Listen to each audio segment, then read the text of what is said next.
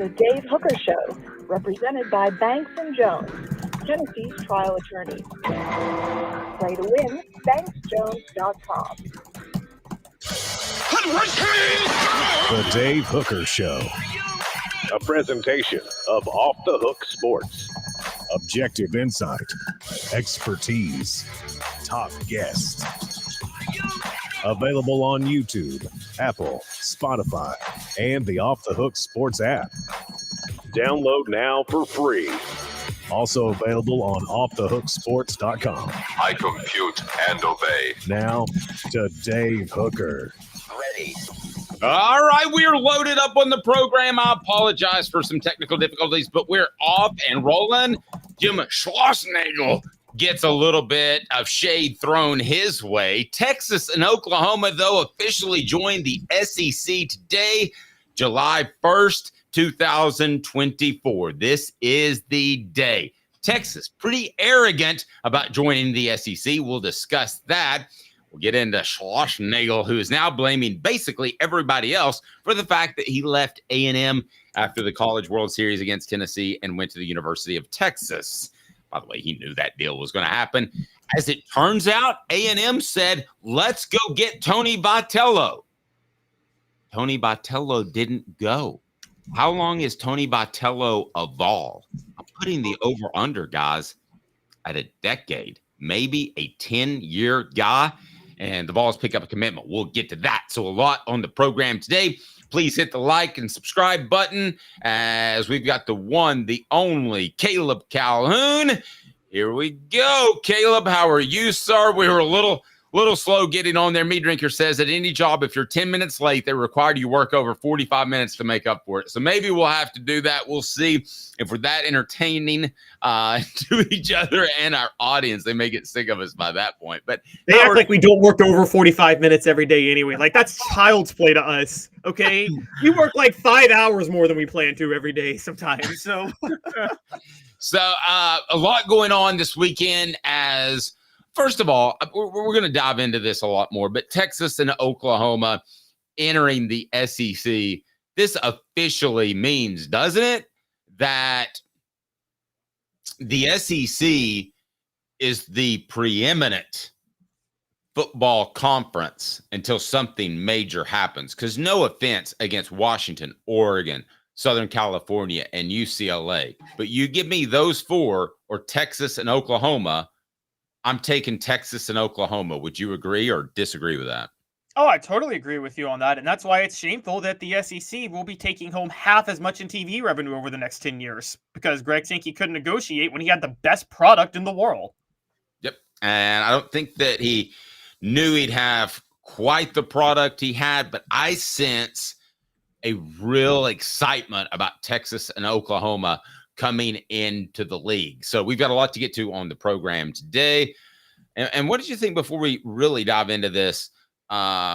Texas A&M making a run at Vitello in that short of notice. Do you think they really could have? They think that they could have gotten him? Do you believe they think that? I don't think they thought it, but I think, and I actually respect this, and I've always said this, if you are a preeminent school and you have the money, you start at the very, very, very top, and you go down from there. I mean, I don't blame them. I've always said if I was hiring, I would. If I'm making a football hire tomorrow and I'm Tennessee or Texas A&M, I'm starting with Nick Saban. Probably, well, I know I won't get him, but you know what? I'll make an offer. No, and you're also, I think, here's the other thing too. I think it pays an awful big compliment to one Tony Vitello that he's the first person they would call, especially after he just handed them a loss in the College World Series. That had to be a little humbling, right? He's probably far and away the best. If you were to pick the best coach in a sport right now, Tony Vitello would be number one in college baseball over everybody else, and he would be more clear-cut than any coach in any sport. All right, here we go. In the country. It's today's tough question right now, and it ties into a column on Off the Hook Sports. Click like and subscribe, and it's brought to you by our fantastic friends at Rick Terry Jewelry Design. Today's tough question. Take a side. Take a stand. The Dave Hooker Show, a presentation of offthehooksports.com. Today's tough question is this. What SEC team benefits the most from Texas and Oklahoma entering the SEC? I'm going to argue, because July the 1st is the day they do it, I'm going to argue it's Tennessee. You've got the UT tie-in. Who's the real UT? You've got the fact that Volunteers comes from the fact that that's not the University of Mexico, Austin right now. So you've got that tie-in, sister states. And then you've got the Josh Heupel tie-in with the University of Oklahoma, where he coached but was fired. As far as storylines, give me somebody that's a close second or even better than Tennessee and the changes that are coming into the conference with the Sooners and Longhorns. In the current moment, there is nobody, and you are very right about that. I mean, it's incredible with those two, with the storylines of Josh, because there are ties to both schools. You're right, Josh Heupel to Oklahoma, Tennessee, really fighting in the Mexican-American War, sending a ton of volunteers in the 1840s to basically make sure Texas becomes part of the U.S. There were some moral ambiguity on the Mexican-American War, but that's a different story altogether, different time. But it's I will say that Tennessee has the best ties.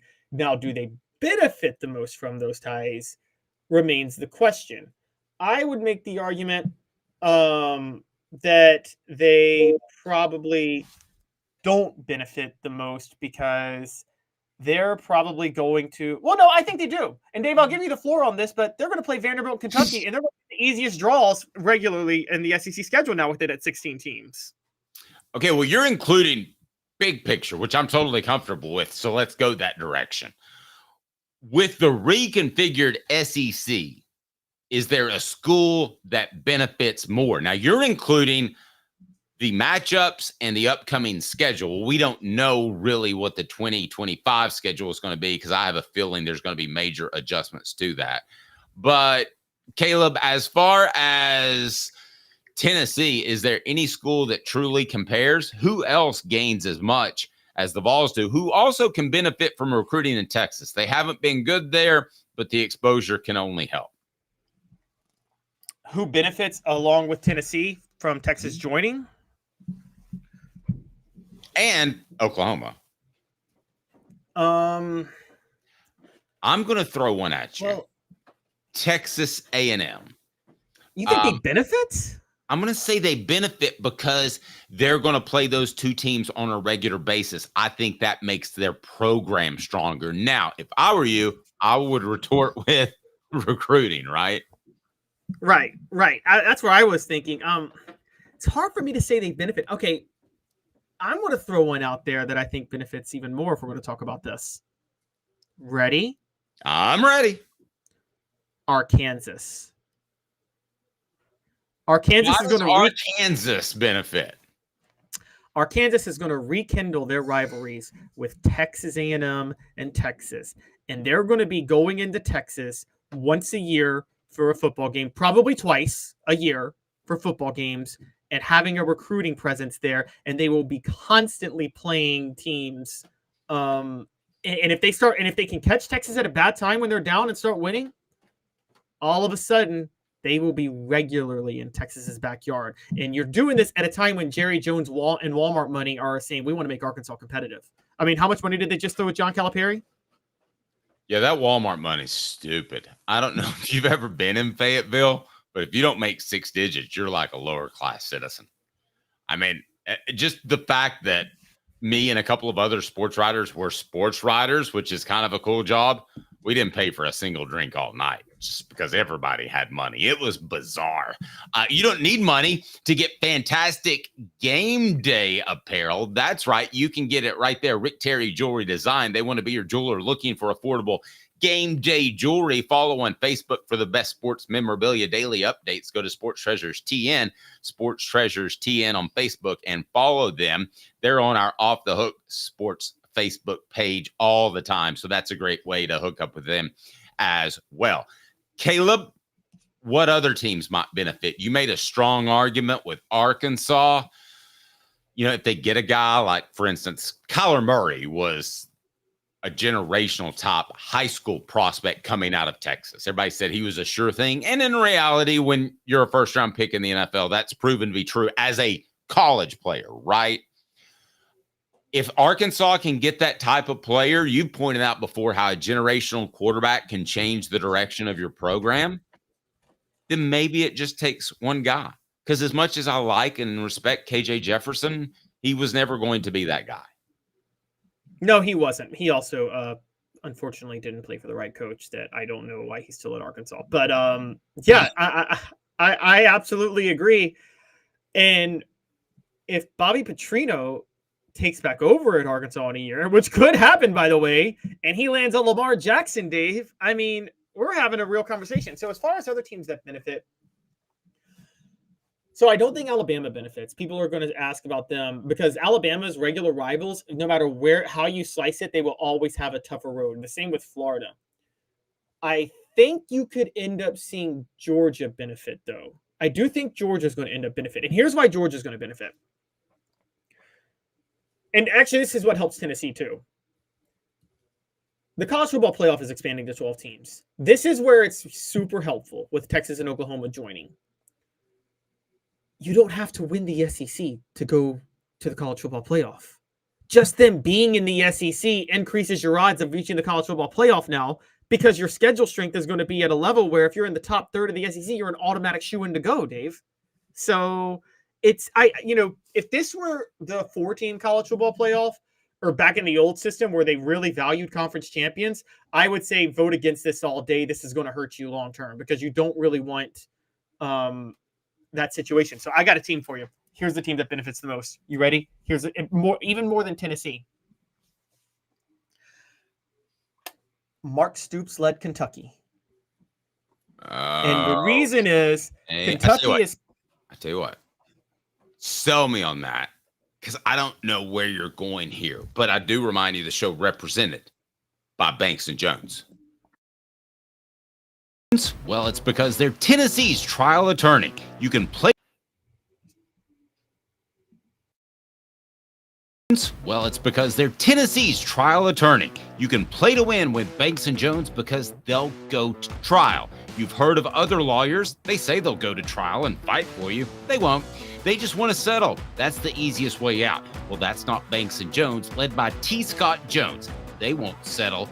They'll go to trial for you. Tennessee's trial attorney. They play to win. Truly, Tennessee's trial attorney when it comes to criminal defense or personal injury. Why settle?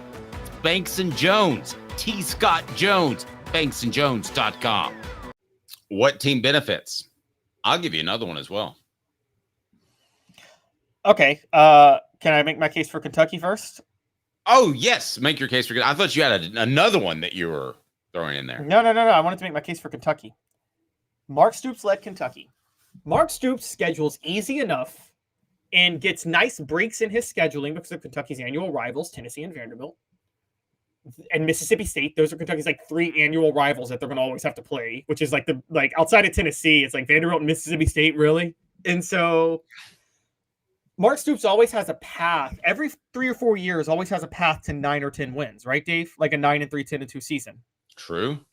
In a 16-team SEC that has Texas and Oklahoma with a 12-team college football playoff, that will be enough of a selling point for Kentucky to get into the college football playoff. So every 4 years now, Mark Stoops has a path to the college football playoff. When did Kentucky ever have a path to the college football playoff before then? If they've had one, I'm not aware of it. I think you may be overselling it just a little bit. You really see Kentucky ever making a college football playoff? If you had a bet your mortgage on it, what would it be? If I had to bet my mortgage on it? Yes. I would bet not I'll every I'll give you 10 years Kentucky makes the college football playoff, yay or nay. That's the bet. It's not ever. Yes. In over 10 years, they would make the college football playoff. They finished the 2018 season ranked number 14. If they did that this year with Texas and Oklahoma in the SEC, they'd probably be ranked number 10 or number 9 and be like that last team in the college football playoff. I am telling you, that's who they are. Thank you, Smokey Red. He said LMAO, which I think means laughing my rear off. Yeah. UK and football playoffs. Thank you, Smoky Mountain Red. I think, Caleb, you got a chance to respond to Smoky Mountain Red. He's giving you an LMAO. I don't know what the A means because I'm not hip, but Smoky Mountain Red, this is a default position you're thinking of and not on the overall inner workings of what's going on. There's like, this is what happens a lot of times. People just believe a default thing, but you have to believe like what's possible with evidence. I mean, this happens all the time in anything. Like, so don't just take the default position. The default position is Kentucky's not a college football playoff team as a program. Fine. But look at the evidence surrounding the SEC and the circumstances. Okay. And that's where I'm at. Okay. Look, yeah, no, it's possible it happens. So, well, let's face it, Smoky Mountain Red, no offense. If TCU can make it, Kentucky can make it, right? Absolutely. Okay. Absolutely. Now, granted, TCU, again, when you're in Texas, you can get lucky and get the right generational player. And right. It's harder for Kentucky. I was referring to Kyler Murray. You also play in an easier conference, but that was a pretty good conference that year. They made the championship game from top to bottom. It just wasn't as top heavy as the SEC. I'll tell you the other team that I think really benefits is Oklahoma, because it felt like they were in the Big 12, but they really were just kind of out there hanging out in a conference that was okay. Nowadays, I think Oklahoma can get into the South, and this isn't good for Tennessee, but can recruit in the South, whereas they couldn't get those big war daddies out of the South. So I would take Oklahoma, as today is the day that Texas and Oklahoma come into the SEC, as one of the schools that most benefits. But let's face it, everybody benefits. I think Tennessee is right up at the top. And Caleb, the other school we had that I thought you made a great call on was Arkansas. Now, we have Texas entering the SEC, and Caleb had this thought of, man, that Texas is way too arrogant. And I'm like, I love Texas. We might even be there for SEC Media Days in Dallas. Let's get to Four Downs, and it's brought to you by our good friends at Quality Tire Pro. Is Texas too arrogant? 4 downs. 4 questions. 4 answers. The Dave Hooker Show. 4 downs. A presentation of offthehooksports.com. Okay, so before we get to Caleb's reasoning behind it, first of all, let me ask you, Caleb, do you think Texas is too arrogant? Yes. Yes, they have. Texas has always been arrogant. They're just an arrogant state, So that's been a thing. But like, it's really showing with them joining the SEC. Dave, I'm just going to point it out. They are acting like Cowboy fans. I'm the one sane Cowboy fan because I just know that my team is going to lose in the divisional round or maybe the championship round if things get really wild. So, but you're right. The rest of the Cowboy fans are crazy. So yeah. They win one game and they're going to go to the Super Bowl. Right. I'm like, you could call me after a divisional round game and say, ha, ha, ha, Dave, the Cowboys lost. And I was like, I knew it. I may have even bet against them because as much as I want them to win, they're not. Yeah, there's a cockiness to the state of Texas, but I like that. Walk in and be cocky. I love it. But I want to pull it up here for the only Cooper Mace, who is fantastic to visit with the program and the station. And he is up there right now. The Vol Report brought to you by City Heating and Air Conditioning. Integrity matters. 50 years in East Tennessee. cityheatandair.com. Cooper, what should people do if they want to hear Caleb's argument for Texas too arrogant? Cooper Mays here. Hit like and subscribe. Please do that. Take 1 second and hit like and subscribe. Coop, what down? Coop here. First down. All right. So give me a reason why Texas is too arrogant joining the SEC in July 1. Well, first of all, Quinn Ewers, who comes in and he says, and I quote, "We're going to be everybody's biggest game for sure." Does Quinn Ewers... First of all, Texas... like Texas won... Wasn't last year their first conference title in like a decade? Yes. Texas has not been the Texas that your dad grew up watching or that you think about. Wait, I'm going to go a step further. No, they are the Texas that your dad grew up watching because Texas has been an overrated program for a long time. They are what John Adams tells us about Florida. They just had a Steve Spurrier, Urban Meyer run. Texas really just had a Darryl Royal and Vince Young run. That's all they've ever had. No, that's a good point. You know what they seem like to me? They seem like the team in Major League Baseball that is fine turning a profit but doesn't care about championships. Like for instance, Pittsburgh, the Pirates, right? Don't call that a small market team. Have you ever been to Pittsburgh? I mean, yeah, I've been to the games. Yeah, Pittsburgh's got plenty of money, okay, and other cities do too. They just want to make a profit. They're running a business instead of a competitive entity. Sometimes Texas has felt like that to me, where they're happy being worth $250 million, but may not have a championship. This is why they're I'd rather be worth half that, $120 million, which UT is, and have a baseball championship in my back pocket. Texas is the second best program joining the SEC today. And I got numbers to back it up. Oklahoma is a significantly superior football program than Texas is in every single way. Look at who won more conference titles when they were in the Big 12 together. Look at who has more national titles. Look at who has more claimed and unclaimed national titles. Look at who has a better winning percentage. And look at who leads the head-to-head overall series. Oklahoma's a better program than Texas. And Texas really thinks that they're going to be the class of the SEC. All right. Second down, Coop, what do you got for me? Cooper Mays here. Second down. Give me another reason why Texas is just too cocky heading into the SEC. Barstool Longhorn says, watching the SEC schools panic at the idea of Texas and OU joining has been fun to watch. It becomes a reality July 1st, 2024, which will mark the day Texas athletics begins their domination of the SEC. They didn't even dominate the Big 12. By the way, Barstool, thanks a lot. I walked in a Weigel's the other day and asked for my Jello shots and didn't get a dad blame one. No, I didn't, because I'm not an idiot. 4 Downs is brought to you by Quality Tire Pro. The Eberle family has been serving the Chattanooga community since 1957. QualityTirePros.com, QualityTirePros.com.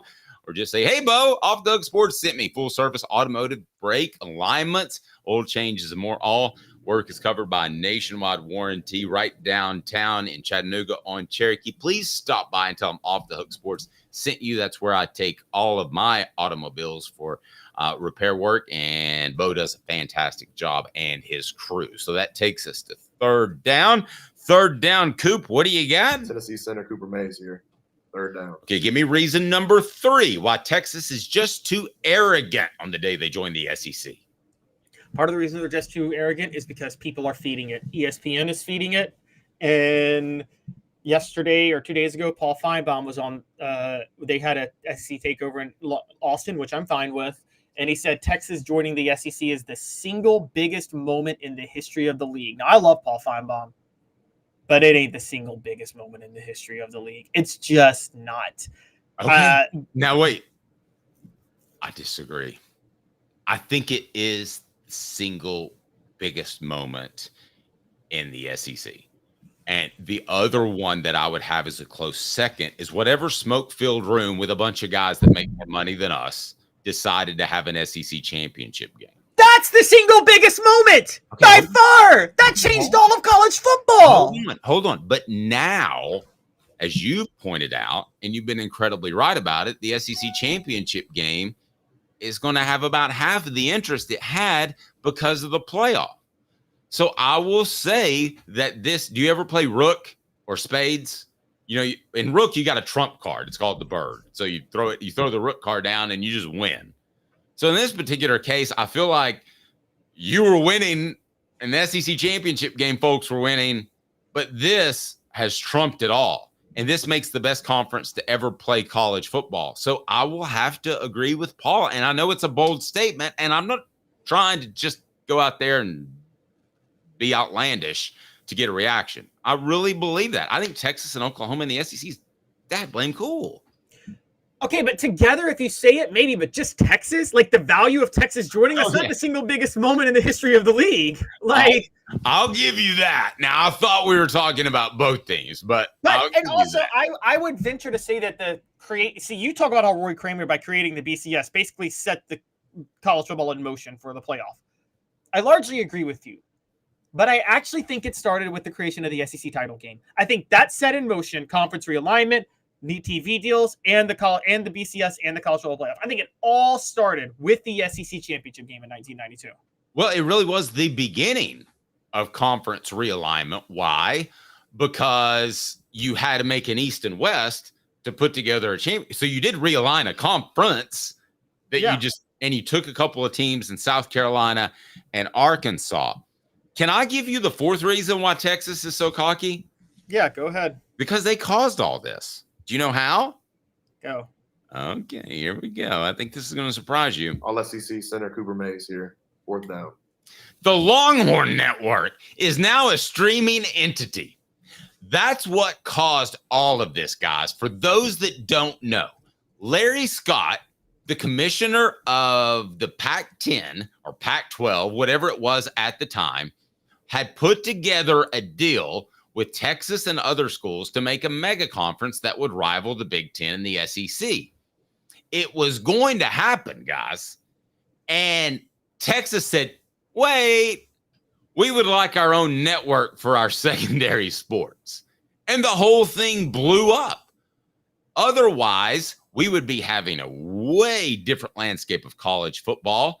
However, there's a real chance that had Texas not done that, we'd be sitting with a pretty strong Pac-12, 14, whatever the case may be, an SEC, a Big Ten, and then a couple of other conferences, maybe the Big 12.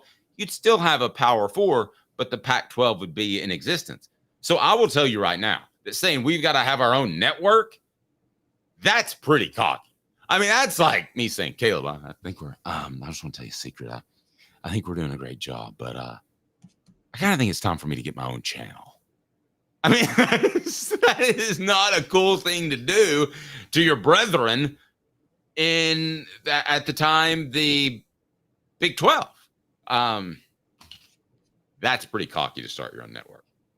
Yes, but you're forgetting how this all went down recently. They are still thinking they're like the Longhorn Network, but don't forget, they had to shut the Longhorn Network cable operation shut down yesterday. It's done. It's a streaming network. Yeah. They're just giving it away as free streaming video for Texas. Oh, wow. So, like, any school can't do that? Like, Tennessee couldn't do that? Hey, want to have a Tennessee app where you just watch some random Tennessee videos for sports? Here. They're going to lose money on that. That's a dumb decision. So, I mean, there's no cost, and they're going to... But they're going to have to spend for production. They're going to have to spend to actually... they're already...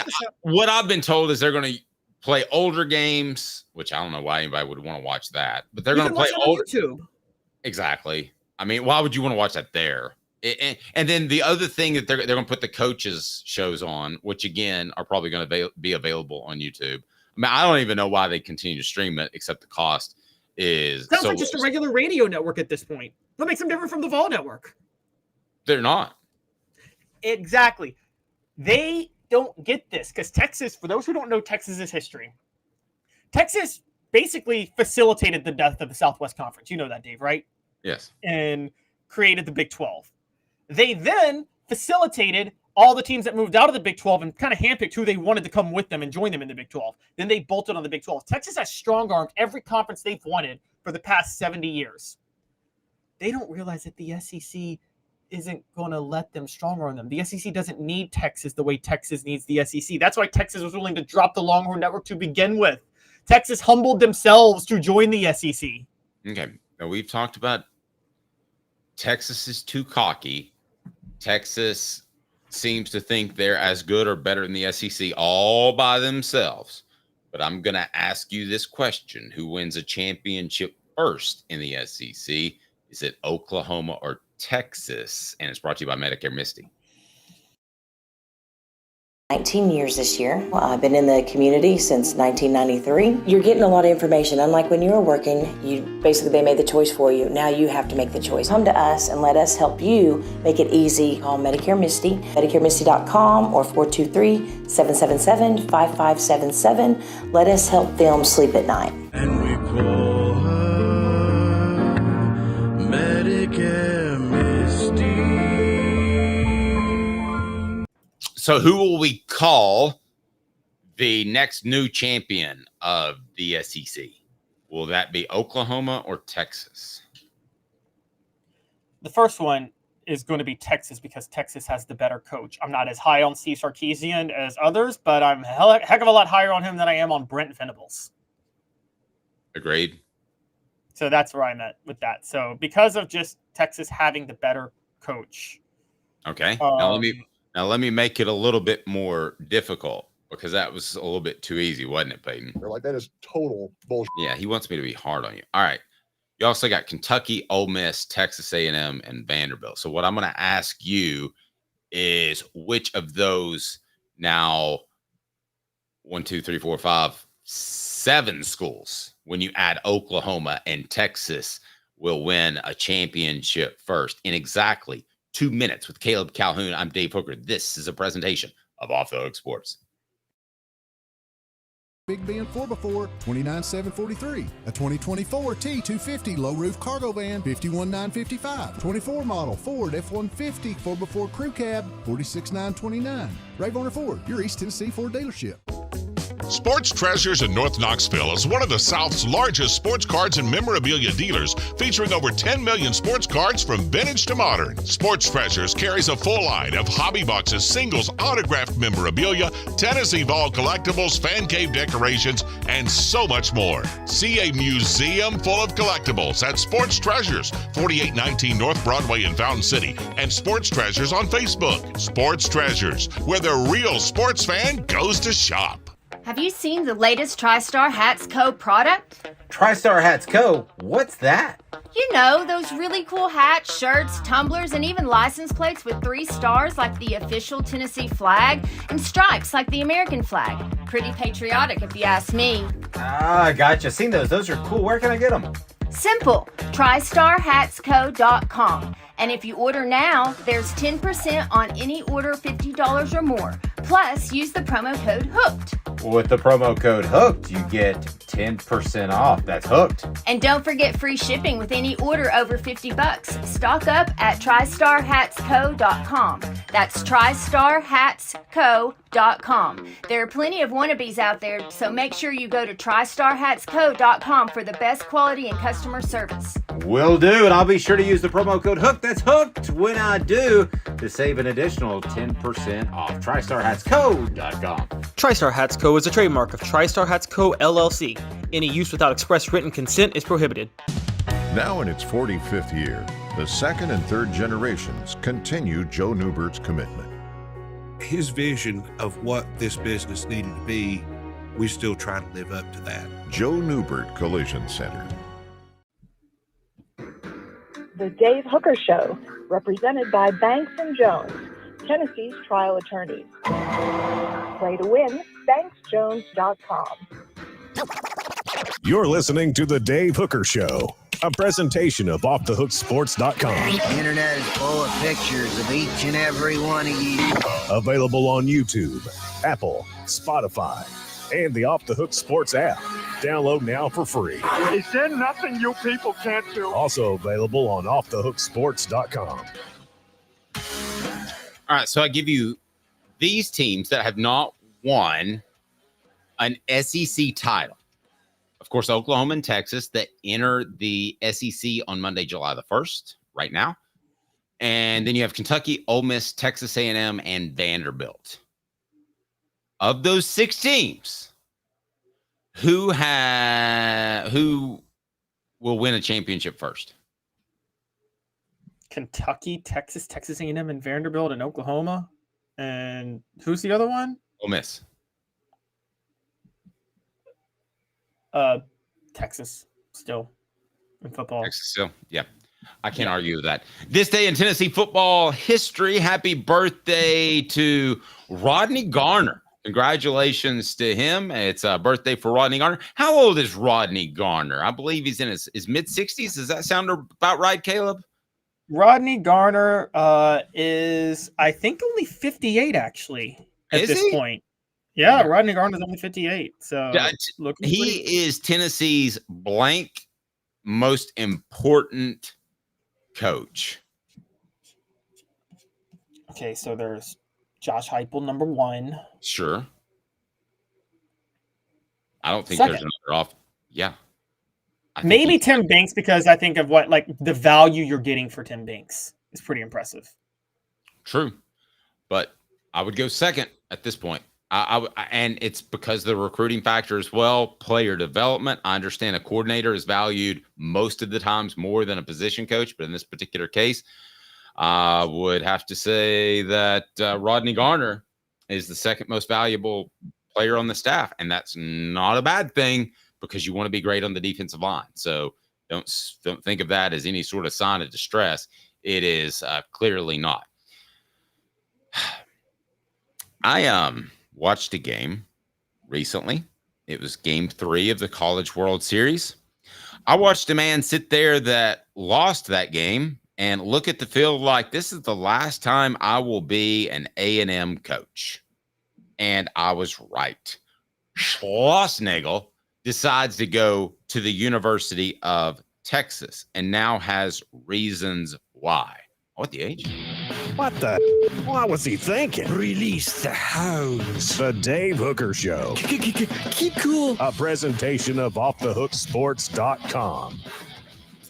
All right, brought to you by our good friends at Ray Varner Ford. Local you trust, innovation you can afford. RayVarnerFord.com. So, if you have to take another job, I get it. I've had to take another job and made some people mad because I couldn't turn the opportunity down. So I don't want to be that guy that rips somebody for taking a job. Do I think Schlossnagle left in the right way, and that he told everybody he was going to be a part of the program long term just before? No, I don't think he left it in the right way. But what are you really supposed to do, Caleb? Are you supposed to say no comment? Then you just kind of verify that that's the case. But it's one thing to leave for a job. It's another thing to come up with excuses after. So tell me what this Jim Schlossnagle has said, who was the head coach at A&M that is now the head coach at Texas. Fortunately, he stays in the conference. He has decided he's going to throw everybody under the bus, and he makes himself look like a total insane POS. And there's only a few coaches I say that about, like, in terms of their character, and he's one of the worst. You could say, by the way, you could lie. I don't blame you for lying. I do blame you when you call a reporter selfish for asking the question and publicly shame him. And that's what he did. And also, I just want to point this out real quick before I get into this. My mom actually told me about this, and I did my research. Jim Schlossnagle is from Smithsburg, Maryland, which is right outside of Hagerstown. And I used to work for a local newspaper in Hagerstown, Maryland back in the day. And Schlossnagle worked there as a stringer back in the 80s. So he actually wanted to go into journalism before he became a baseball coach. And he decided to turn on his former profession because he's a twisted human being. But he says he threw Trev Alberts under the bus. He said that A&M was a different job when Trev Alberts got there. How? What did Trev Alberts do to you? It's not like he put you on the hot seat. Like, just stop. And then he comes out and he says some lies, like the typical lies you hear from people who don't want smoke. His quote was, "My staff received death threats. I didn't expect this. Oh my God, they gave me death threats and me and my family." Guys, I'm just going to tell you this up front. I'm just going to say this. Unless you're like Hank Aaron in the 1970s chasing Babe Ruth's record and you're getting like letters like from people trying to kill you, white supremacists who don't want you to break Babe Ruth's record, 99.75% of the time when people in professional or college sports or anything like that complain about death threats, they're doing it to deflect smoke off of them. That's what I think your percentage is a little high. I think you're mostly right in that people have been known to use death threats as a defense mechanism because they're getting Jim McElwain. That is the best example. Okay. However, I want I'm going to share something with you. I was put in a position in which I was told Jonathan Crompton received death threats, not by the Crompton family and not by Jonathan. And I thought it was significant. Even at one point, do you remember the great Georgia game that he played his senior year? Okay, I sat in the stands kind of covertly behind them so I could, my idea was to take quotes down of people saying, hey, Jonathan, you bleep. But as it turns out, he played really well. So nobody said that. So, but anyway, the point is I went to them and I wanted to write about it. And I said, I'm going to write about it. Now I'm asking you for your comment. Now, they said, we really don't want that out there.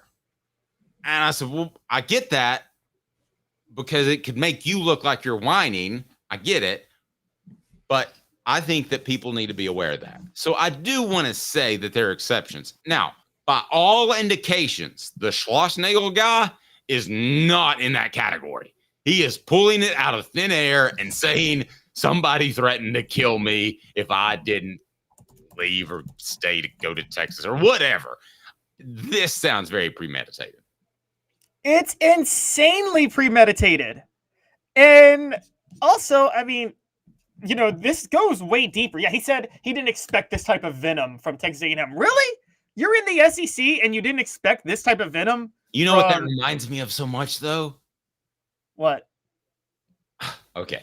I'm not going to name the person, but somebody in Tennessee Sports Information Department was visiting with Lane Kiffin right before he left in 2009.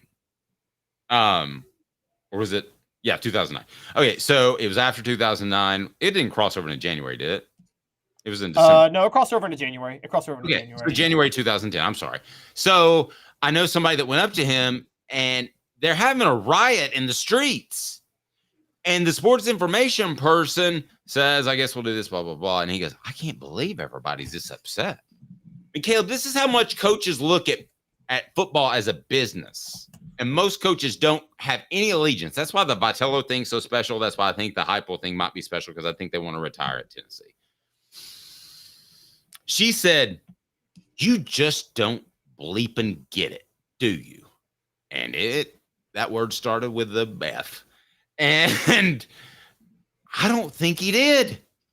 And I don't know that this Schlossnagle guy really, it sinks in how big of a deal this is to leave either in Kiffin's case after a year or to go to a rival right after you get your team to the College World Series. I think a lot of these guys look at it just as jobs. So that comment did not surprise me. I think it's tone deaf and stupid, but that is the one out of the ones you shared that really didn't surprise me. I think he just looks at it like he got another insurance job. Okay. Which is wrong, which is dead wrong. Totally wrong. Don't attack me, attack him. There's another layer to this. And it's funny because you brought up Lane Kiffin, because Jim Schlossnagle has apparently been having the same accusations that he may have enjoyed certain people. Younger ladies, is that where you're going? Yes, he's some younger ladies affiliated with Texas A&M. Good Lord, at least Lane's a good-looking guy. Well, yeah, that is very, very true. That's so, like the yes. Brett Bielema thing. Go ahead. Yeah, no, you are absolutely right. So that has been honestly one of the accusations about him. Remember he said that phrase, I left my family to come here, when he was first asked about leaving Texas A&M? Okay, that explains a lot. You know what that sounds like to me? And Tennessee had a coach like this. I'm not going to say who it was. I'm not going to even say sport. But they've had a coach said, and I know that one of the guys you dislike the most, one of the reasons he left is because he had a girlfriend at his current school. So what if he had a girlfriend at his current school and the wife goes, well, can you make sure he's married, by the way? And the wife just goes, hey, you got to coach somewhere else. We don't care where you coach, but you got to coach somewhere else. I think that happens more than you know, because I hate to tell you, but a lot of these coaches have questionable morals, especially when they've got a big expense account and they're traveling the country recruiting. 15 seconds from Neubert Collision Center. 5th year, the second and third generations continue Joe Neubert's commitment. His vision of what this business needed to be, we still try to live up to that. Joe Neubert Collision Center. So we discussed both departures. Which one do you think was more hurtful to the pro? We've discussed which was worse from a morality standpoint, but which one was more hurtful to the program? And you do have the transfer portal in play now. A coach leaving like Schlossnagle did, or a coach leaving like Kiffin did? Well, Kiffin because it's football. But the truth of the matter is Schlossnagle is like in a vacuum within the program. This one's bigger because you're going for the rival and you shamed everybody, and you did it a day after losing the national title game. So for the record, when you asked about if Schlossnagle was married, he was, but he reportedly went through a bitter divorce.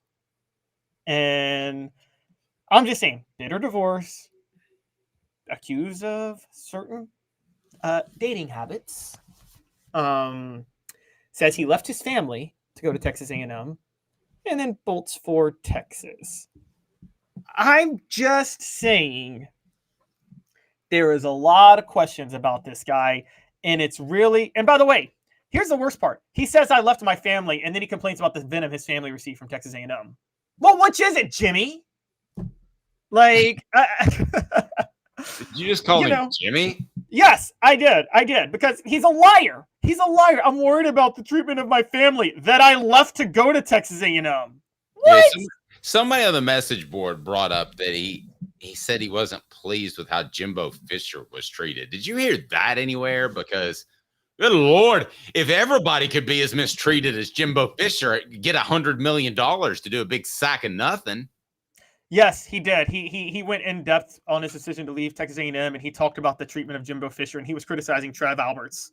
What treatment? Is it the treatment by the fans, or is it the treatment by the administration? Because the administration, I mean, Jimbo Fisher should write them a check back. The administration was awesome to him.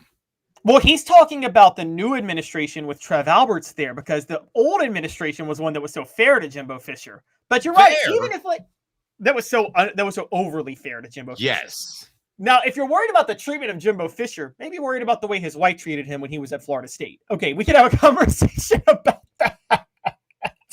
His ex-wife. Smokey Mountain says, please fire me for $100 million. Heck, you could cut a foot off for $100 million. I mean, goodness, it's a game changer. This is as dumb of a statement as Jeremy Pruitt saying that he was giving McDonald's money and Chick-fil-A backs to athletes because he was worried about, Black Lives Matter. Remember that last year? And he cited George Floyd as to why he gave his black athletes money and Chick-fil-A bags. Yes. And it's hard not to go into Chick-fil-A nowadays without thinking of Jeremy Pruitt. Maybe he could get some sort of NIL deal with them. I'm sure that's a possibility. Sports Treasures carrying over 5 million sports treasures and so much more. Follow on Facebook for the best sports memorabilia, daily updates. Follow on Facebook, Sports Treasures TN. That's Sports Treasures TN. They have a monstrous signing coming up that I want to tell you about, and I will do that in just about 15 seconds. But if you want autographs from some current Tennessee national champions, that's pretty awesome. Then I'll tell you exactly how to get a hold of those in, how about just 2 minutes with Caleb Calhoun. I'm Dave Hooker. This is a presentation of Off the Hook Sports. 5th year, the second and third generations continue Joe Neubert's commitment. His vision of what this business needed to be, we still try to live up to that. If we wouldn't put our family in it, we're not going to put their family in it. If you're going to say that you're doing the best work in Knoxville, now saying it's one thing, producing it and providing it's another. The largest family-owned collision center in Knoxville is Joe Neubert Collision Center.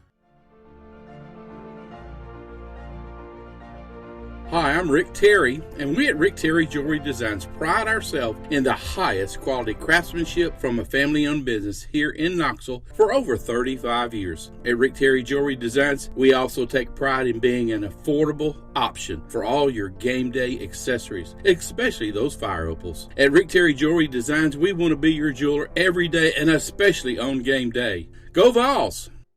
Hi, Mike Davis here with City Heating and Air, reminding you to always dare to compare. Our team provides quality local heating and air service, installation, and maintenance across East Tennessee. We use only the best equipment like American Standard heating and air conditioning for your residential, new construction, or commercial needs. Honesty, dependability, and customer satisfaction have been the cornerstones of our business since 1961. City Heat and Air. Dare to compare. Experience it all at Ray Varner Ford in Clinton. Need a quick fix or maintenance? Visit our Quick Lane Tire and Auto Center. Keep your Ford running smoothly with the experts in our service department. Ready for your next Ford? Our sales team is here to guide you to this 24 Ford Bronco Sport Big Bend 4x4, $29,743. A 2024 T250 low roof cargo van, $51,955. 24 model Ford F-150 4x4 crew cab, $46,929. Local you trust, experience you can afford. Ray Varner Ford, your East Tennessee Ford dealership. The Dave Hooker Show, represented by Banks & Jones, Tennessee's trial attorneys. Play to win, banksjones.com. Who's this guy? Hello, wizard. The Dave Hooker Show, a presentation of Off the Hook Sports, YouTube, Apple, Spotify, and the free Off the Hook Sports app. Back to Dave Hooker.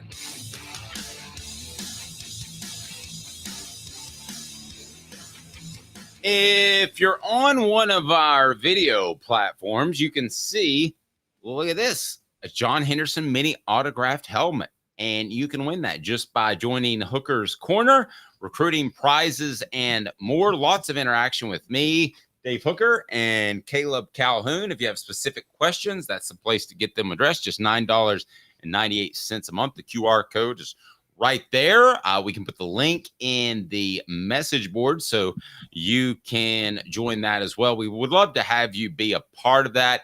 Super, super awesome. I'll tell you what's super awesome is the fact some national champions are going to be in town. And that's thanks to our friends at Sports Treasures. Nobody brings it to you like the guys at Sports Treasures. And check this out. If you haven't followed them on Facebook yet, you need to do so because it is pretty phenomenal that you can go get autographs from Christian Moore and Hunter Inslee July the 11th at 6:30. Sports Treasures, 4819 North Broadway, 4819 North Broadway, July 11th, 6:30 to 8:30. July 11th, 6:30 to 8:30. And I'm scrolling through some more memorabilia that they have there. Hot off the press, World Series Championship Game panoramics, $40 unframed, $150 unframed. They've got it going on right there when it comes to Sports Treasures. Also, World Series hats now in stock, just $25. They are phenomenal. So certainly check them out. All right. So Tony Vitello almost went to Texas A&M, or did he? I don't know. It kind of depends who you ask. If you ask an idiot, that person would say, yes, Tony Vitello almost went to Texas A&M, but he didn't. I don't think this was ever a real discussion or a thought in Tony Vitello's mind. I think it's a compliment, as you mentioned earlier, Caleb, for Texas A&M to say, we just lost Schlossy. What are we going to do? Need to go get the big Va. And they tried that. They weren't able to do it. And it sounds like it went absolutely nowhere. Yeah, it didn't go anywhere. This was just an attempt to get him. I don't blame them at all. It wouldn't, Tony Vitello's dating habits wouldn't gross people out the way Schlossy's dating habits would gross people out. But only person I've seen you hug is his dad. Exactly. Well, he did, as Greg McElroy said, he was very embarrassing with his behavior celebrating with Tennessee fans last week winning the national championship, Dave. I was ashamed for him. It was so shameful. He should have acted like he'd been there because, as Alabama fans let us know, Bear Bryant invented that quote because Alabama invented everything, according to them. But let me ask you this: what do you think it says about Vitello that he would turn down Texas A&M? Because I wrote this column. Tony Vitello is worth more than Tennessee can pay him. Okay, because it's a non-revenue sport. It's a sport that is going to be involved with all sports, and that's revenue sharing. So there's going to be less football television money to throw at non-revenue sports. And my question is, was that a smart move by Tony Vitello to turn down A&M that has more oil money than you could possibly ever imagine? I think I honestly think Tony Vitello was offered a comparable salary to stay at Tennessee. He's got a great program he's running. And most importantly, I mean, I'll say this much with coaches, Dave. Coaches move a lot. And, you know my opinion on the vast majority of coaches in sports. But I will say with the work-life balance they have, if we got a good situation, I think a lot of them don't want to move, honestly. I think a lot of them are happy. I mean, Tony Vitello seems happy in Knoxville. He is beloved in Knoxville. Why would he get rid of all of that? Why would he throw any of that away for... I doubt there's a significant pay change. I'm sure Tennessee can match whatever A&M offered him. But what about long term? Wouldn't you think that A&M would be able to offer more money? Because I mean, they are like the third or fourth biggest athletic department. And it's not double, but it's close to double what Tennessee is in their athletic department. I mean, long term, don't you think you'd make more money as an Aggie if you're successful? I don't think so. I think Tennessee's willing to shell out. Tennessee has the largest NIL collective possible. So they're able to shell out more money to pay coaches than a lot of other schools because of that. And so I honestly think Tennessee is able to match. And I think if the difference is minimal or minuscule, look, I think Tony Vitello is very happy where he's at. And here's the other part, Dave. If Tony Vitello is thinking long-term, he's thinking about the majors, maybe getting a major league job. Okay, you said that last week. I want to share my thoughts on that real quick, if I may. Okay. I would hate that because I think Tony Vitello is a great manager of the game. I think he's also a great coach. And when I say coach, I mean more player development. Whether it's Christian Moore or whoever, they all got better, right, when they were at Tennessee. So I think he's a good coach. But I also think he's a good manager. And I thought about what you said last week, that he'd be good in the major leagues. And he'd be good doing whatever he wanted to do. If he started a landscaping business, Tony Vitello is going to be good at it. Can we agree on that? Yep.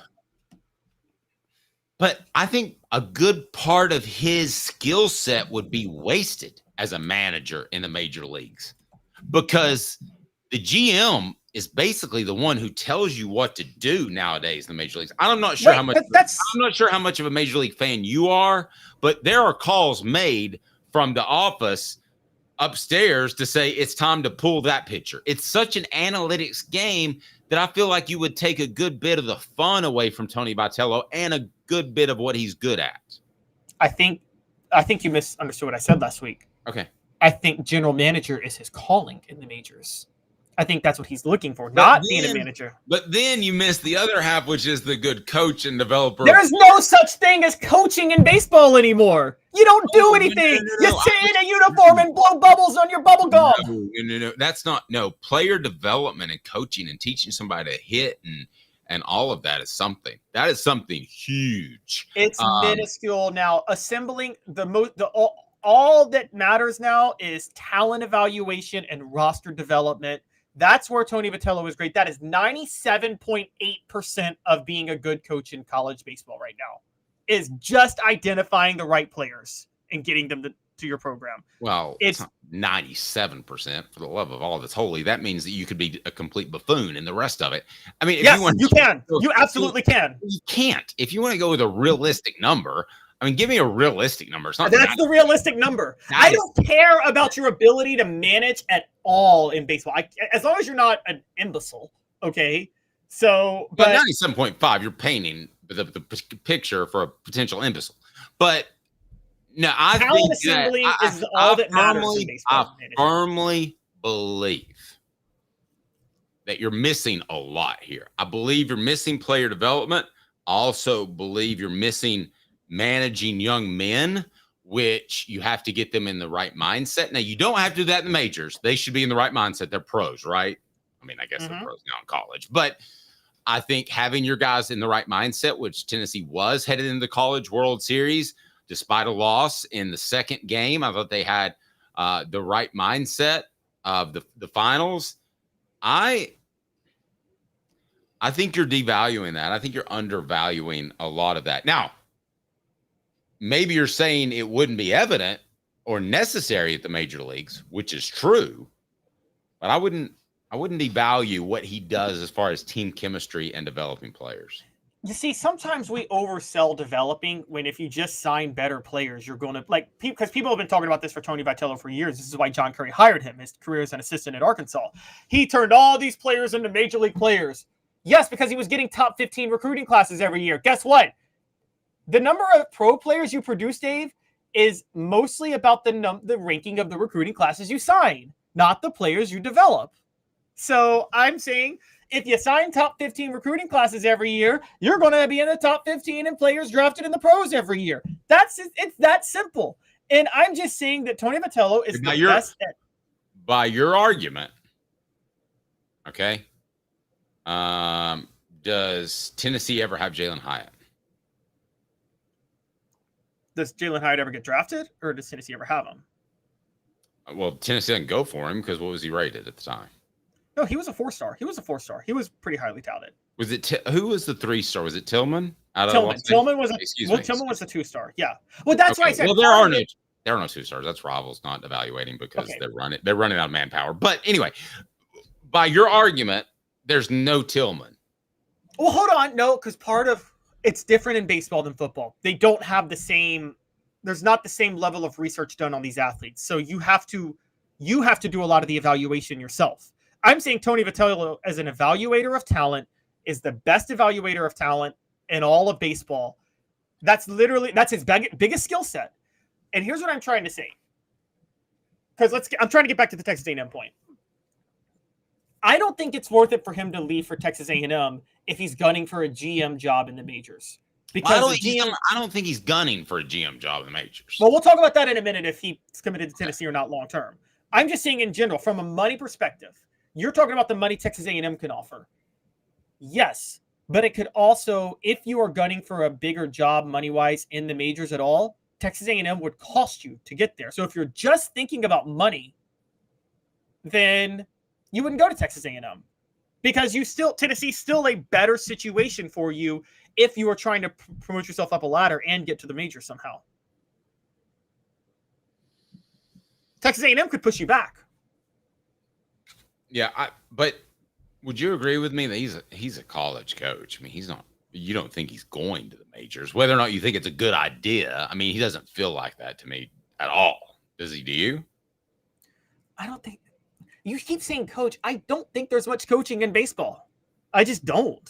Okay, we'll have to agree to disagree with that. Whether it's coach or manager, he feels like a college guy to me. Do you honestly think Joe Torre was a good manager, or could anybody have won the World Series with the Yankees? I'm asking you. Do you feel like he's a college guy, or do you feel like he's got his eyes on the pros? Because I think he feels like a college guy, regardless of how much coaching is involved. I think he's a college guy right now because he's younger. I think as he gets a little bit older, maybe he wants less on his plate. And oh Lord, yes. If he's 65, yes. Yeah, I mean, yeah. So I think, I would. Yeah, if he's 65, I would probably be a little worried right now. You know, you got your championship in your back pocket, and you might just go on and do something else, or start your own baseball school or whatever. Yes, I think if you're 20 years older, that would concern me. Here's what we don't know: is Tony Vitello dating anybody? You know what I mean? And maybe he's not. He doesn't have any kids, does he? No, I don't believe so.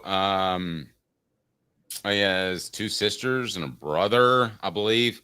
So what if Tony Vitello decides to settle down, turns 50, becomes an old dad, something like that? Then you could look at the vibe of maybe I'd rather be a GM in Major League Baseball where I don't have to do all of this traveling and work. Look, guys.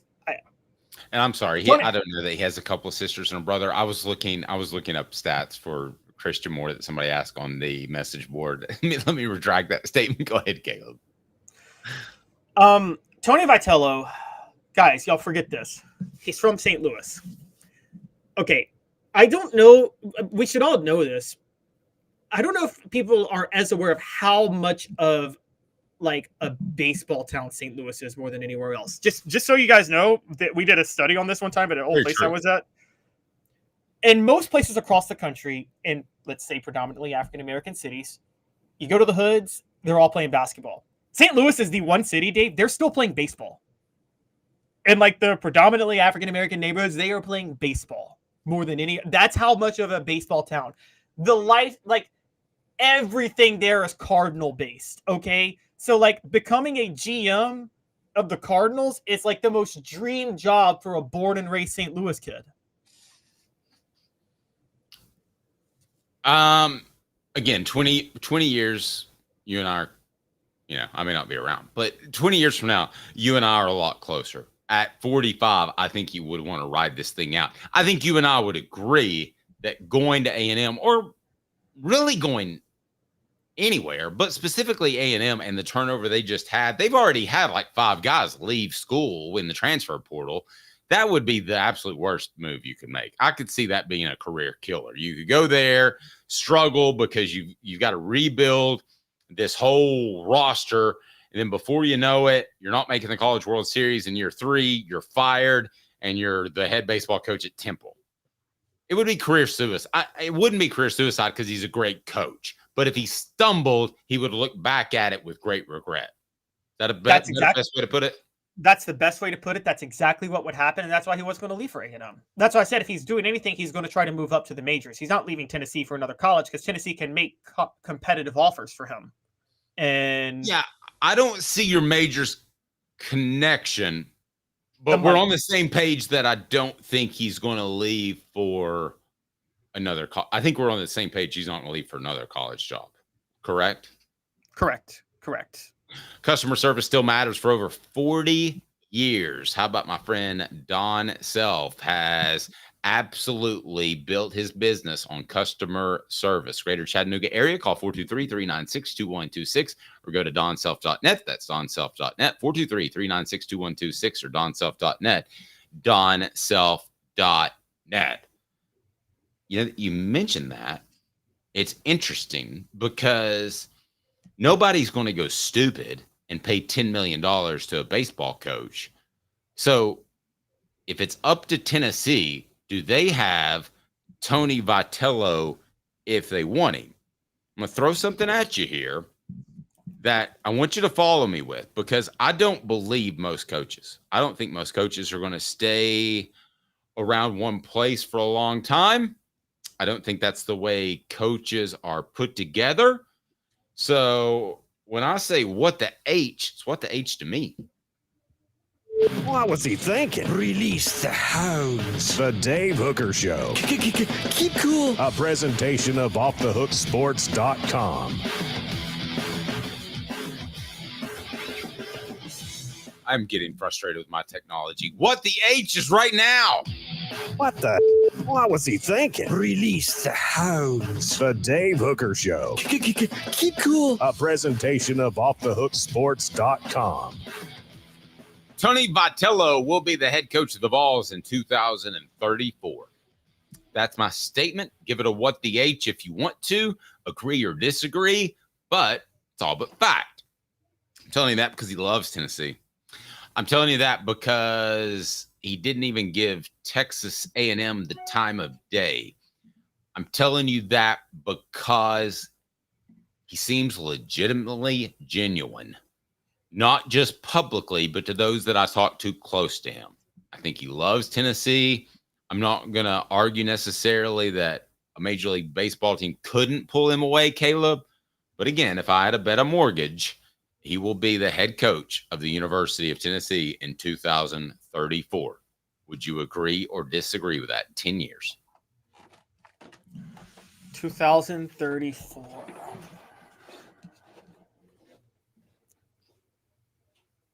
No, I think odds are on your side.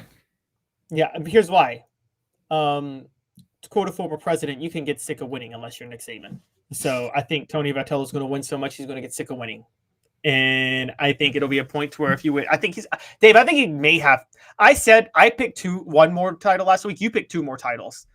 How many titles do you win before like you're in your 40s and early 50s and you're just like, this is boring now. Like I'd rather just go do something else. And then all of a sudden, I think there's a good chance he's Tennessee's next athletic director. Okay, that's fair. I think he's going. This is why this is back to my point when you asked me. He's going to the majors. He's going to the majors at some point because he's not doing it now. He's still hungry. It still wants to have a great program. But after 2 or 3 national titles, he's going to get bored. Winning in college baseball, Dave, is not the same as like winning in college football. Who gets excited about running a dynasty in college baseball? Nobody. The thrill would be doing that in the majors to a certain degree. It's not like college football where like, I think you and I both, if we were like great football coaches, we'd much rather dominate college in the NFL, right? If the money was there. Yes. It's not the same for baseball. There's a significant less amount of tension in college baseball than there is in Major League Baseball. And I think if Tony Vitello keeps having this level of success, there will be such a significant upgrade to go to the majors. Less work because he could be a GM, and more glory for winning because if you win a World Series, it's significantly higher than the glory you get from winning a college World Series. And again, I think he's going to be so successful and so dominant that he's just going to get bored with it after a while. Well, now, Smoky Mountain Red along those lines said, I get more of a vibe from him retiring in his late 50s or early 60s and living on a beach somewhere. That wouldn't stun me either. Is he an early retired guy? Yeah, I think that's... I mean, baseball doesn't pay the way college football coaching does. So it ain't like you're leaving money on the table if you retire as a college baseball coach. Yeah, but they're paid but they're not. I can remember when they were paid like $150,000, so they were not financially independent. We're talking about financial independence when you're making millions a year, right? Yeah, but like, okay, $1.5 million. Is that his contract, I believe? I think that's what he's scheduled to make this year. Yeah, I would expect for him to, and the highest paid coach is $2 million, so I would expect for him to make $2 million by the end of this month. You make $2 million. You make $2 million a year. You can't just retire willy-nilly, though. Like, yes, you are in much better shape than most people, but like, if you want to live as comfortably as possible when you retire, you got to work a few years. Well, yeah, but he's probably already made $10 million. I mean, good Lord, if he has any idea how to invest his money, if he wanted to hang it up right now, he should be financially able to do that. Yes, but would you rather be able to hang it up where you're financially able to do it, or be able to hang it up where not only are you financially able, for your Kanye? Yes, that's a perfect example. There's not a level of screw up you could do to lose your money. Like you would have to I'm talking like Tony Vitello is rich right now. Okay, what was it? Chris Rock said, "Rich is something you can lose on a bad weekend in Vegas." Okay, now. Slight exaggeration, but he's not wealthy. I understand what you're saying, but he wouldn't get wealthy in major leagues either, right? No, that's why I said he's going to keep working and he's going to get bored of winning at Tennessee because he's going to keep winning. And so then he'll want to try something in the majors. I do think that's going to happen. And the majors will pay you more. So at that point, I would say, yeah, guys, I know. These are all the most people making $1 to $2 million. They're the most privileged people in the world. They should be so grateful for their situations. I'm not saying it's struggling. He's in the 1% of the 1%. But he's not in the 1% of the 1% of the 1% where you can literally just say, let me just quit my job and quit everything I want to do tomorrow. And I can't lose this money. He doesn't have an NBA long-term contract. Let me ask you this question. Do you think Tony Vitello would rather be the head coach of the Vols making $2 million or let's say make 4 times that, which would be roughly $8 to $10 million. Let's say $8 to $10 million as a GM in the major leagues. The second one, less work and more money. See, I specifically made the money a little bit higher than it should be to see if you'd go that direction and to show you how staunchly I disagree. I think he would rather make a couple mil than make $8 million That is the most insane thing you've ever said. Know. Are you on drugs? No, listen, and I'm seriously the one who thinks that coaches lie all the time. Maybe he has completely Caleb fooled me. Maybe he'll shoot Schlossnagle or whatever his name is tomorrow and he'll take the Texas job. I don't know. But I'm telling you, I'm sold. I'm won over. I think that's not what you said, though. I think he wants to be at Tennessee the rest of his career, and he would take less money to do so. Dave, you said less money, like $1.5 or $8 million. No, are you kidding me? I said two. Okay, he's going to make two. He's going to make two. That is insane. That's insane. No, is there a coach? Let's stop with Heupel or Vitello. Any coach you covered in the history of coaching who would turn down an $8 million offer for a $2 million job? You think Tony Vitello is a unicorn? Yes. That is insane. That is ridiculous. Well, I'm giving you the one guy that of every coach in the history of coaches. Well, no, in the history of the guys that I've been around, I think there's one guy. Now, you could argue Philip Fulmer, but I'm telling you, if the Dallas Cowboys called and said after the national championship and said, you want to be head coach of the Cowboys, he would have been the head coach of the Cowboys. Okay. What about he would have never gotten that offer. The difference is Vitello might get that type of offer. Yes, that's true. But Josh Heupel, you think he would chase $8 million? You think he would turn $8 million down to be for $2 million to coach at Tennessee? Well, he's making $8 million, so no, you're right. It's a bit different. As they say in Lower Maynardville, that's a mute point. That is insane with Tony Vitello. No, nobody in the world would do that. Nobody would say, particularly if it's St. Louis, his hometown where he's from. Oh, GM of the Cardinals for $8 to $10 million, and I don't have to coach every game, much less work, or be a head baseball coach in college, less attention, a quarter of the money, please, no. Also, because if you guys think he wants to retire in his 50s, you take the $8 million deal so you can retire in your 50s. Hey, do me a favor, because I'm having so much of a problem finding this. I think we may be bouncing around whether or not this is even possible. If you can, find out what the top general managers in Major League Baseball make, because I'm getting Craig Counsell making about $8. So before we go too far down and comparing $2 to $8 million, let's figure out what these guys are getting paid for sure, because I mean that obviously is a key factor. Portions of the program brought to you by our good friend Ray Varner at Ray Varner Ford in Clinton, Tennessee. Big Ben 4x4, $29,743. A 2024 T250 low roof cargo van, $51,955. 24 model Ford F-150 4x4 crew cab, $46,929. Ray Varner Ford, your East Tennessee Ford dealership. Okay, so you got some numbers for me, Caleb? This can't be right. Let's see. Because I just went on a Google AI and they said the average salary is $65,000. There's no way that's right. I found that too. There's no way that's right. No, I know. What is Brian Cashman's salary? Let's just do that. Okay. All right. He's got a Cashman has a 5-year, $25 million contract. Okay. 5-year, 25. So it's $5 million. Okay, so we're talking double. Does that change your mind at all? Because I was guessing at 8 to 10.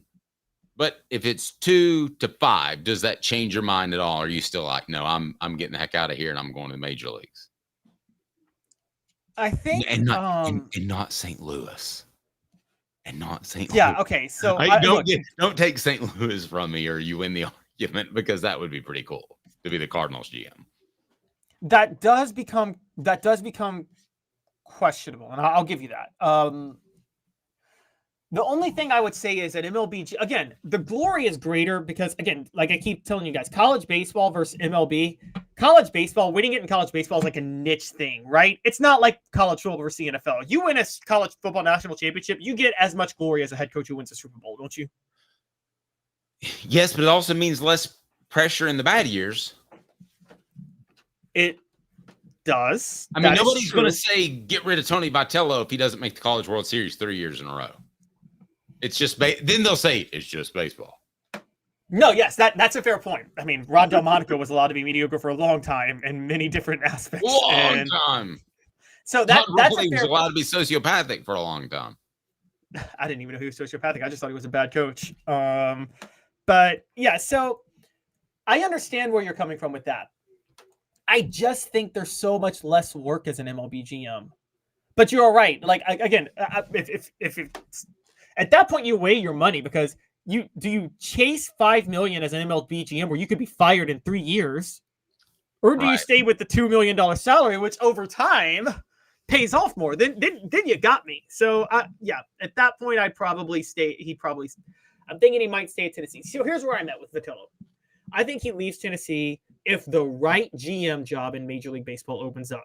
He's not going to go be the GM of the Pirates like you brought up earlier. There's no way he'd do that. And I don't see the Yankees just calling out of left field. Brought to you by the Hemp House, the premier hemp dispensary online with a wide variety, great selection, and the standards. The standards are what is key. Use the promo code HOOKED for 10% off on Hemp House Chat with 2Ts.com. Go right down below. Hemp House Chat with 2Ts.com. And I'm telling you, you need to be sure that you're getting what you order, and you will do that with the Hemp House. The standards are so high for CBD or Delta products. That is the Hemp House Chat with 2Ts.com. And I want to send a quick baseball money-wise, by the way, just a quick shout-out. Mm-hmm. It's Bobby Bonilla Day. It is Bobby Bonilla Day. Congratulations my dad is a Mets to him. Yeah, how much does he brings home $1 million? Is that right? Let's see. How much does he bring home every I think it's $1 million for 35 years, if I have it right. Zach will know. 1.19 million every July 1st. Zach here joins us now. Zach, happy Bobby Bonilla Day. Yeah, is that today? hadn't. It's been so busy, I didn't pay attention to the date. Wait, you've been busy? Has something been going on? Yeah, a little bit. Trying to get ready for Christian Moore and Hunter Inslee in the shop next week. Awesome. All right. Tell me when that is. I went ahead and mentioned it earlier on the show. I've shared it on Facebook, but to tell me how all this came together, because you're talking about one of the biggest stars of the past couple of months in sports. It's really awesome with Christian specifically. Yep.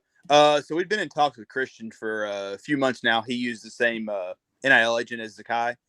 So we've been in talks with him for a little bit, and then so we were kind of setting a date, but baseball this time of year is tough because you don't know. If they win, they keep playing. If they lose, they don't. And as you know, around here, football is king. So my kind of concern was if baseball loses in the Super Regional or something, what kind of hype is there going to be after the College World Series for a signing? So we were kind of staying in talks, checking dates and everything. And then, last week after they got the job done, we went ahead and got that set in stone. And then with Hunter, just kind of through the grapevine here and there, had some people reach out really wanting to get, see if we could bring him in, and hadn't really, to my knowledge, I hadn't seen him had done a lot of stuff in town, so I wasn't really sure how it was going to go. And actually, I got put in contact with him directly, and he's been great, very responsive and everything. He's been great to work with so far. You went to the College World Series, the finals. What was that like? Because I know, for those that don't know, Zach's been involved with the athletic department, and the athletic program for a long time at Tennessee. So what was that like, having an idea like you do of the history of what the Vols have been through over the past few years? So like I said, I was an equipment manager. We started out with the team in 13, 14, and 15.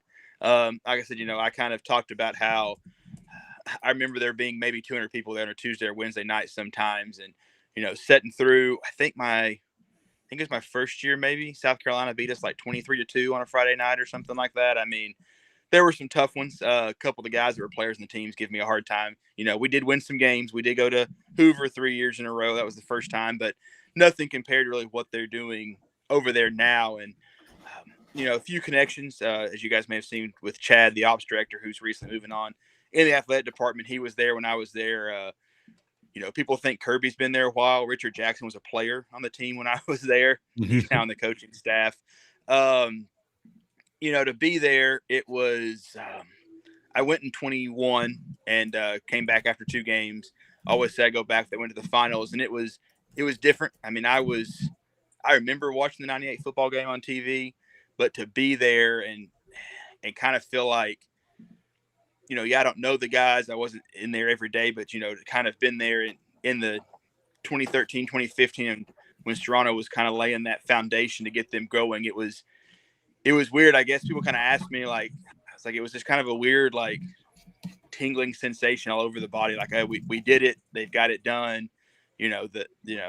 This season the job's complete. In the long run you want to keep winning them, but to finally get that championship, and they in Tennessee fashion had to make it stressful there the last little bit.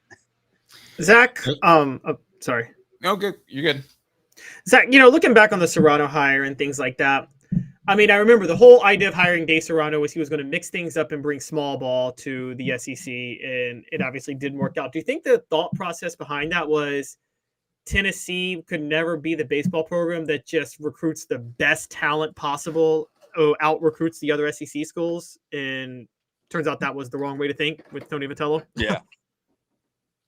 So with what kind of how when I was there, kind of the things, behind the scenes and stuff talking it was a 6-way, half dozen other. In the early 90s, they built the new stadium. They had the success with Helton and stuff, and that kind of got the motivation going, and they were on the front line of the SEC in facilities in the early 90s, and then everybody passed them. So it was, when I was there, the facilities were, probably the worst in the SEC. I saw pretty much everybody. Missouri might have been close, but that had been it. And so it was, you need the facilities to get the players here, but the players aren't going to come here unless you have the facilities. So it was going to take some hitting on some, maybe some lower ranked guys, maybe a JUCO transfer, something like that, to kind of get you in there and get you going. And, I think that Coach Vitello did a good job of going out there and getting some guys that may not have been as highly recruited, and kind of ringing them and getting the most he could out of them. I remember that first year they went to the regional in East Carolina. That was big. They finally made a regional. It really wasn't expected. But then you look and you're like, well, they've got all these guys coming back, and they've got all these pieces coming in. And I know they've talked about too with the stadium renovation they're doing now. That was Coach Serrano and who was the AD at that time? Dave Hart. I guess it'd been John Curry. Probably John Curry. They had sat down and made a game plan of, hey, we want to do this, this, and this in the stadium. And then, when Vitello took over, they sat down, kept that same vision. And then when Danny White got here, they sat down, kept the same vision going. So they've had the groundwork laid. We just now, finally got the players to help get the money in there. That's really interesting insight, and I can see where you're coming from. The chicken or the egg, which comes first? So, if you can, we love our relationship with you there at Sports Treasures, Zach. We think you're fantastic. I've seen and I've shared as much as I could when I saw it on Facebook. But you not only had the Christian Moore signing, remind us of that, and the Hunter Inslee as well of the date. But if you can, tell us about what you've got in the store as far as national championship memorabilia, because I've seen a ton. Yeah. So, again, like I said, July 11th, 6:30 to 8:30, Hunter and Christian will be here. Also, we'll have JSA in store that day, authenticating autographs. We're talking to them. I think they're going to hang around late. So if you get something signed, you want to get it authenticated that day, you can as well. And so World Series stuff, we got hit pretty hard, pretty quick. We've got a couple of lapel pins left, a couple posters, a couple of prints left. I believe we have a panoramic left. We are in the process of ordering more World Series balls. They should be here, fingers crossed. We'll be ordering some more panoramics. Anything we can find World Series wise, we get our hands on, we're trying to. I got back to work on Wednesday about lunchtime, and I think before I could finish my lunch, probably 85% of what had been brought back was gone. Wow. So, wow. Well, I tell you what, Zach, I'll plan on being there at the 11th. If you'll have me, you think those guys will take maybe a couple minutes and talk to an old guy like me? Yeah, I think they would. See, Yeah, they're still on cloud 9, I think. So nice. Maybe they'll give me a senior citizen discount. Zach, be good, my man. I appreciate you as always. Sports Treasures, North Knoxville. Almost stopped by just to say hello yesterday, but ended up getting tied up. Have a blessed day, sir. We appreciate you. Sounds good. Thanks, guys. Have a good day. Zach here, right there at, of course, Sports Treasures. And we want to remind everybody that it is super simple to win great prizes from Sports Treasures, as you can become a join Hooker's Corner, and it's right there, recruiting, prizes, and interaction with me and Caleb Calhoun. It's fantastic, and it's just $9.98 a month. I'm going to put the QR code up there one more time, and you'll get a ton of reaction from us. We're super excited about some exciting additions to the program that are right around the corner. We remind you to try TriStar hats. For the latest in TriStar hats, go to the original hats, apparel, and more. TriStarHatsCo.com. TriStarHatsCo.com. Tennessee picks up a commitment. Everybody is waiting for a mega 5-star, but this one's pretty good. What can you tell us, Caleb, about the newest Vol, which occurred on Friday? Yeah, so Tennessee landed a 4-star edge rusher, and not like French 4-star. He's a 4-star across the board. They landed him out of Elkhart, Indiana. They beat out Ohio State and Purdue to land this guy. So, I mean, it's a pretty big pickup for them. His name is Marion Dye. This, to me, stands out a lot. Dye is 6'5", 270, so bigger than your average edge rusher. So, Dave, I don't know what they're going to do when he gets to college. I don't know if they're going to trim him down to get him more athletic. My guess is they're going to have him be that in between, the 3 technique, 5 technique player that could line up on the edge or in the middle. I think they're trying to get out of Dominic Bailey, but they haven't gotten yet. Or Tyree West is another one that they like in that regard. This is, to me, is a sign. And Rodney Garner landed him. Guys, the Heupel discount is as prevalent among these type of players as it is for receiver. Is that crazy to say, Dave? Explain first what the Heupel discount is with the receiver to make sure new people, by the way, hit like and subscribe, know exactly what you're talking about. So every coach, not every coach, but there's discounts at among a variety of coaches and schools based on the system they run, how successful they are. I think you and I can both agree there is a Kirby Smart discount just to go play at Georgia, not position-wise, right? Yes, but in particular, I would think the front 7, but all over, definitely. Yeah. So Josh Heupel has a discount for quarterbacks because he makes you a superstar quarterback. He has a discount for receivers because he's put multiple receivers in the NFL. And he has a discount for edge rushers. And the reason there's a Heupel discount for edge rushers is because his offensive system is so heavily designed on getting big leads early and forcing other teams into obvious passing downs that it becomes very easy for edge rushers to rack up lots of stats. So getting this kid from Indiana, Big Ten country, beating out Ohio State for him suggests that there was I don't know if there was a Heupel discount, but this didn't seem like the type of guy Tennessee would land right now. And I think that stands out a lot for them to get home. No, we'll say this too. He's from Indiana. So sometimes in my mind, I kind of knock a little star off or a half star. So being a 4-star in Indiana is not the same, you would agree, as being a 4-star in Texas or South Florida or one of those places. So I know being a recruit from there's supposed to be, it's just impossible. It's literally impossible. I can tell you this, decades of experience, to look at a guy on a lower level of football and give the same accurate representation that you would, let's say, a guy that plays in the Atlanta area. So he may be elite, he may be incredible, but I'm just saying that always worries me a little bit when you're from a non-football power.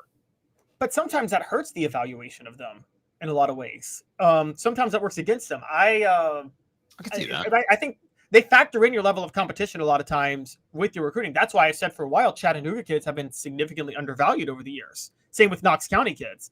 That people don't value the level of football in those areas a lot of times, and they end up overachieving. So it can go both. Whereas Texas, the high school football is so good, they overvalue Texas kids a lot of times.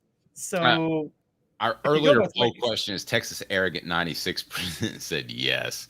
Now we'll change that up. Tennessee's recruiting is good enough, great, still not sure. Where would you go? Good enough right now. Could be great very soon, but definitely good enough right now. For those who don't know, Tennessee's recruiting class with this pickup, they are now ranked number 10 nationally on 247 Sports Composite for 2025. The only SEC schools ahead of them are Alabama, Georgia, Oklahoma, and A&M. Now you could say, oh, that's fifth in the SEC. Well, that's top third in the SEC. There's 16 teams now in the league. So I think that they're in very good shape with this. I don't think they're done. Josh Heupel, to his credit, again, people question his recruiting and people have questioned him being finesse. Dave, we've been covering for the past 2 weeks. Doesn't it seem like we've only been covering linemen committing to Tennessee? Yeah, and some good ones too. Smoky Mountain Red says, I'll say great because it has been heading in the correct direction year after year. Okay, Smoky Mountain Red, you just changed my mind. So I'm going to go great, but I wanted to go good enough. And let me make the argument for good enough. Good enough because I don't think Tennessee has to be a top 3 to 5 team in high school football recruiting anymore because of the transfer portal, and they're very good at that. So good enough is top 10. To me, great would be top 5. But as Smoky Mountain Red has pointed out, there's a trend upward. So I think that's worth something. So I'll say great, but at the end, it is definitely good enough. For the people that have voted still not sure, guys, I appreciate the fact that you're cynical, but I don't know what more you need to see to think that Tennessee is at least good enough for recruiting wise out of high school to be knocking on the door of the college football playoff and an SEC championship. Don't know if they'll win one, but I'm completely sold that it's good enough. I'm really surprised we've had anybody vote for still not sure. Yeah, that's I agree. That's kind of a red flag. Top 10 class is definitely good enough. And the big thing with Heupel is just having the right quarterback. Have the right quarterback and have fast enough receivers. And like you can pretty much mask a lot of other things, right, Dave? If you have those 2 things with Josh Heupel's system. Yeah. And yeah, so does anybody think they don't have the right quarterback for the next at least probably 4 years with Nico and then George McIntyre? I mean, it certainly looks that way. It certainly is so easy to predict. I don't even know that you need a college degree. It looks like Nico Merklinger gets frustrated and then McIntyre steps in, does it not? That's exactly what's going to happen. And Nico, I haven't watched as much McIntyre clips, but I keep telling you how high I am on Nico. Dave, you always talk about you can tell a 5-star from a 1-star. Our wives could look at Nico coming out of high school and be like, that guy's good. Couldn't they? Like, both your wife and my wife could both see video clips of Nico and be like, that guy can play. He can play anywhere. You don't have to know football to know that he is a baller. And I think McIntyre is the same way. They're getting the athletic receivers they need. So they already have a baseline to be good. Filling out the voids everywhere else is what questions on whether or not there'll be 2022 or a national title team. Because 2022 was just they had Hooker and Hyatt, right? And then they had pieces everywhere else. Yep. Apex Apparel Group Design, 15% off your first order. Look at this shirt I got. This Off the Hook Sports embroidered polo. It is awesome. You're going to love it. Apex Apparel Group Design. I went with Cutter and Buck Stop. They got a ton of different styles you can go with for your business, unparalleled customer service. So don't get online and be bouncing around hoping you can click on this. This is not going to work. Just call Tyler, 865-919-3001, 865-919-3001. And for your business, he'll give you 15% off your first order. Just call Tyler. Say Off the Hook Sports, 15% off. Boom. Just like that. It is that easy. So we want you to be a part of that. We want you to check it out. Call Tyler, 865-919-3001. Happy birthday to Rodney Garner, who we said earlier, he is recruiting the young man that we were just discussing that Tennessee got committed. Okay, we said that Rodney Garner was the second most important coach on Tennessee's staff behind Heupel. Let me ask you this. He's the second most important coach in Tennessee's athletic. Oh, no, I'm sorry. He ranks where in Tennessee's athletic department as the best coach? Tony Vitello, Kim Caldwell. I'll have him fifth. The head coach is a baseball, football. I mean, the head coaches of baseball, men's and women's basketball are going to be more important than any assistant in football right now. Now. Ooh, I know where you're going now. Go ahead. Yeah, if this were the 90s, David Cutcliffe would rank above those guys because guess what, Dave? If it's 1998, I'm ranking David Cutcliffe above the head coach in football for Tennessee. You should. But I think you definitely should. There's no argument to that. Show represented by Banks and Jones. But I'll say this: Tennessee's athletic department would be hurt worse by losing Rodney Garner than Coach Chambers of the Lady Vols. Kim Caldwell, you mean? Kim Caldwell of the Lady Vols. I'm keeping her high up because I'm pretty high on her. Wait, one quick question. 98. I just need a random question, Dave. This would have been so gutsy as an athletic director to do. No one would have done it. But when you realize David Cutcliffe was negotiating with Ole Miss, if you're an athletic director and you have the benefit of hindsight, do you fire Philip Fulmer and just promote David Cutcliffe right then as head coach? As he's named coach of the year and going to play for a national title. I mean, you laugh, but that was discussed. Wait, you're serious? That was actually discussed? The getting sick of Philip Fulmer beforehand, before 98, okay? Flirting with NFL jobs, and then even afterwards saying that he could get an offensive line job in the NFL and make as much as he did in college, that rubbed a lot of people the wrong way. And a lot of people thought that he had an elite staff and that if they could find a great recruiter, they'd be fine. Well, and they were right on both of those two things, I think. I mean, I'm just saying. Yeah. And Smoky Mountain Red, we didn't mention Danny White specifically because I said coach. But yeah, Danny White would be a top 3, I would think, of guys you would at least want to lose in Tennessee's athletic department. I've been informed that apparently I'm hitting the end button a little bit late, so I'm going to try to do better on that. Have a fantastic day, everyone. I remind you that the show represented by Banks & Jones, Tennessee's trial attorneys. Play to win at banksandjones.com. Why Banks & Jones? Other lawyers say they'll go to trial. They won't. Remember, then when it comes to personal injury or criminal defense, just remember Banks & Jones, led by T. Scott Jones, banksandjones.com. Support our sponsors. That's why we're here. He's Caleb Calhoun. I'm Dave Hooker. This has been a presentation of Off the Hook Sports.